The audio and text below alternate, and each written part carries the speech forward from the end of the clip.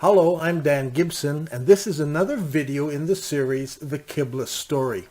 So far, we have looked at the various Qiblas used in the first 2 centuries of Islam, then the establishment and the acceptance of the Mecca Qibla. In this video, I want to briefly look at something that has puzzled some researchers.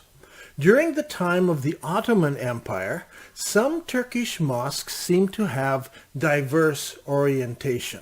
This was first noted in a paper by Ahmad Jason Doos, who recently released on the internet a paper. That paper was titled Monuments of Jihad, the Thought Process of Determining Qibla Orientations by Turks. Well, I totally disagree with the conclusion of his paper. This is written by an economist who has recently turned his attention to Qibla issues. His research indicates a number of important issues of what not to do. Now, every day, readers send me emails. Many of them have good ideas, good questions, and I'm going to be using some of those in the question and answer coming up in the next few weeks. But every once in a while, I get somebody sending me some idea, some theory that's not been well thought through, and it seems to me that they want me to research their idea. Please, if you have an idea or some totally new theory, please do the research yourself and then get back and let me know about your breakthrough. Now, Qibla studies encompass a very wide field, touching on many disciplines, in so many different places, and over so many such a period of time, and I have no time and energy to chase down new and obscure theories. In the case of Turkey, however, several people have noticed that some of the mosques in Turkey seem to be out of alignment. They do not seem to be oriented towards Mecca. So, enter Mr. Doos, who claims that many of the old Turkish mosques were oriented to face directions associated with distant Ottoman military campaigns. Now, while trying to be generous, I have a great deal of trouble with this idea. But Mr. Doos's study highlights some of the issues that need to be cleared up before one enters into Qibla studies. One should never assume that it is possible to use satellite images to fully understand what is happening on the ground. As I said, multiple disciplines are needed. When examining a particular structure, it is important not only to look at the satellite image, but to visit the actual structure on the ground. It's also important to carefully read reports made by archaeologists, historians, and architects. Now, I visited many mosques, and I've asked friends and fellow researchers to visit others. And I rely on archaeological and architectural drawings made by professionals. I've done this for the last years, looking at these mosques. Now, Mr. Doos provides us with a list of 205 mosques that are the basis for his study. He does not claim to have visited the inside of any of these mosques, just as Dr. King in his study tells us that he's not visited any of the mosques in his study outside of Samarkand. In the case of Doos, his study, we need to first divide the list of mosques into 2 different kinds. Number 1, structures that were built before the arrival of Islam and later requisitioned as mosques. These include many churches, but also other structures. These structures were not torn down and the building materials used for totally new building. These structures were used just as they were, standing there. No thought was given to orienting the outside of the building towards Mecca. This was done by putting a mark on the inside, marking the Qibla direction on the wall. So this especially applies to ancient churches. Measuring these kinds of buildings with satellite photos is useless because the Qibla is not associated with the structure of the building. Nothing outside, and especially looking down from a satellite, nothing tells us what happens inside the building. Now, Islam entered Turkey in the 12th century. It was part of the Byzantine Empire, and the capital city was Constantinople. That city fell to the Muslims in 1453. The Islamic takeover of Turkey took place over 200 years. It was with slow advancement from place to place, from city to city, and it was a complicated time in history. Needless to say, in many circumstances, the invading Muslim armies captured churches and converted them into mosques. And as we said, the outward shape of these mosques have nothing to do with the internal markings on the wall which determine the Qibla direction. Mr. Deuce does not attempt to establish the Qibla wall for each building. He simply measures the side walls, the back wall, and the front wall, and so forth.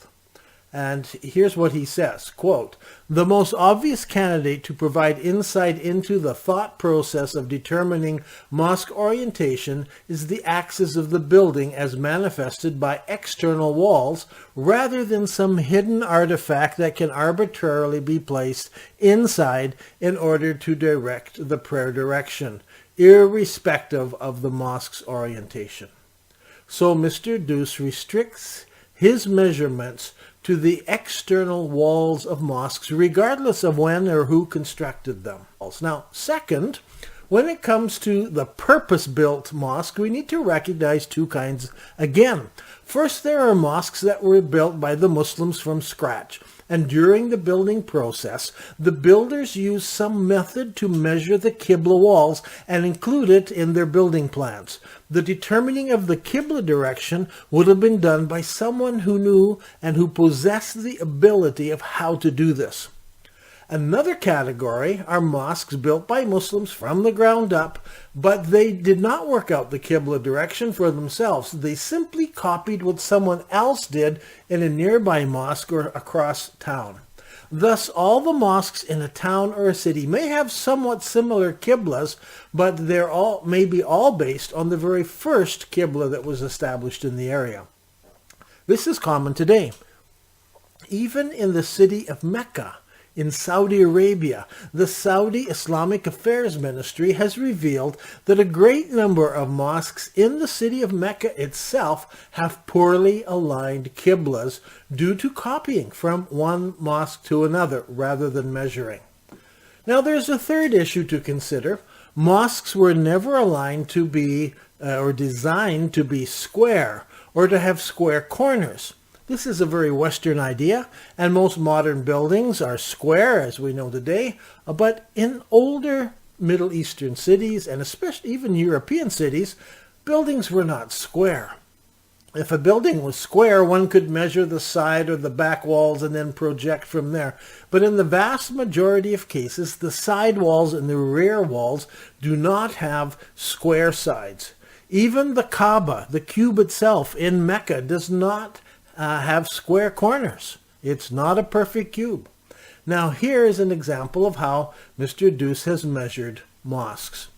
You can see the problems with this type of research. In a Muslim mosque, the faithful line up in long, wide rows with everyone facing the Qibla. This is different from old churches where people sat in benches and pews, and way up there at the front is the leader. In the oldest purpose-built mosques, all that was necessary was for a long wall that would be known as the Qibla wall. The faithful would face that long wall. The rest of the building didn't matter. Walls could go off in various directions. As we have said, the first Qibla faced Petra in Jordan. Then, as alternative Qiblas came into play, such as Mecca or the between Qiblas and so forth, it became important to physically mark the inside walls of each mosque. Originally in Medina, a sign was hung in the mosque. We talk about this in the documentary film The Sacred City. Now, a short while later, the mihrab niche was introduced in some places where there might even have been two different mihrabs, because there were two different Qiblas. So this niche is a niche in the wall. Oftentimes you can see it on the outside of the building. And several mosques survive today that have two different mihrabs, one pointing one direction, one pointing another. Another issue I have with Mr. Deuce's study is that he fails to realize that Google Earth lists places of prayer along with mosques with a very small symbol. This is to help the faithful find the nearest place of prayer. In the West, these are often rooms in a school or in a university, even a place put aside in a factory or an airport. These prayer places often have a sign on the wall indicating the Qibla direction. Sometimes it's just a paper glued, taped on the wall. But in Google Earth or Google Maps, they all have the same symbol, so looks like it's a mosque or a place of prayer. So without carefully looking at these things and studying them out and checking them out, the researcher wouldn't know a mosque from a place of prayer. And so accurate calculations cannot be made without visiting on the ground. Now, instead of Mr. Deuce's 205 mosques, we can reduce that down considerably. This still leaves the issue of irregularities in the Qibla measurements. Some mosques seem to be out as much as 10 degrees. I personally feel that it is adequate if mosques are within 12 degrees variation. And I'm not too concerned, 8, 10 degrees if they're pointing generally towards Mecca. For instance, here's the old city of Edirne in Turkey. In the top right is the Bermali Mosque, and you can see the direction there in yellow. In the center is the Eski Mosque, and it's gray building there. You can see it's Qibla. On the right is the large Selamite Mosque, and notice that they're all slightly aligned different from each other. Now, in this image, the red line marks the direction of Mecca. The middle line marks the Qibla of the mosque. Mr. Deuce claims that the mosque does not face Mecca, so he's looked around and decided that this mosque is actually facing Larnaca in Cyprus, which is the yellow line. His reason for facing Larnaca in Cyprus is that a military victory was won there around the time that the mosque was built. Now, this video is not about refuting Mr. Deuce. That would mean going through all his 250 mosques in his list and demonstrating where their Qibla directions were and why and so forth. I'll leave that up to someone else.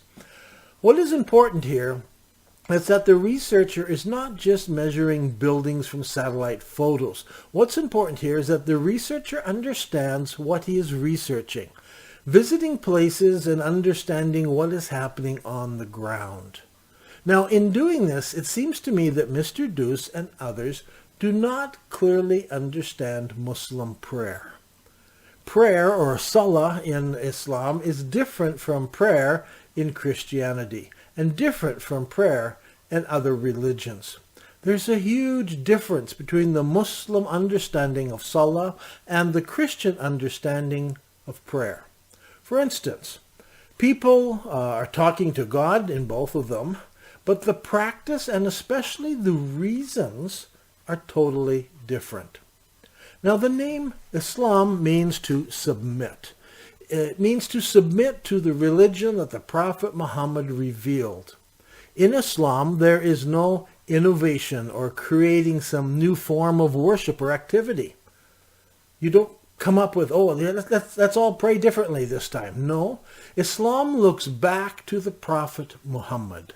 Islam finds in Muhammad everything that is needed for Islam. You will find Muslims carefully studying how Muhammad lived, what he did, how he did things, what he ate, how he dressed, how he approached his wives, how he treated his fellow Muslims, and how he treated non-Muslims. That is why the hadiths are so important to Muslims. That is why the early language of the Quran also is better than modern Arabic. If you notice that, I found it interesting that many Muslims want to study English used by King James or by Shakespeare, for to them it's normal to look back to when the language was at its height.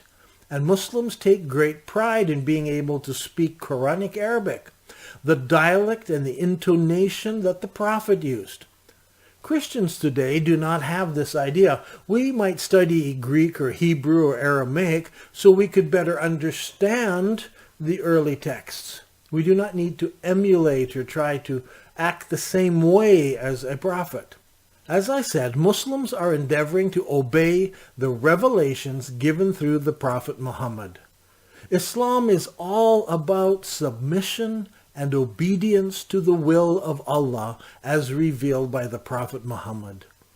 In that revelation, it becomes obvious that certain things should be done that please God. Islam teaches that God is pleased with prayer, giving to the poor, fasting during Ramadan, refusing to eat or drink foods that are haram or forbidden, and so forth. God takes note of those things. Now, the Quran does not contain a great deal of detailed instruction, but it does clearly instruct that Muslims are to face Masjid al-Haram. This is the Qibla direction. Some Muslims pray 5 times a day, some pray 3 times a day, some pray occasionally, some try to catch up later, and so forth. But in Islam, everyone learns to pray. Prayer is more than just words, it also includes actions, and it also includes participation with others if they are present.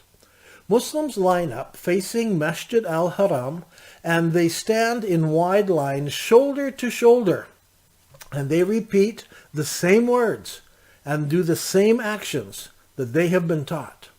When a mosque is filled with 2,000 people, everyone says exactly the same words and does the same actions, all in unison. In doing this, Muslims feel they are obtaining some favor from God.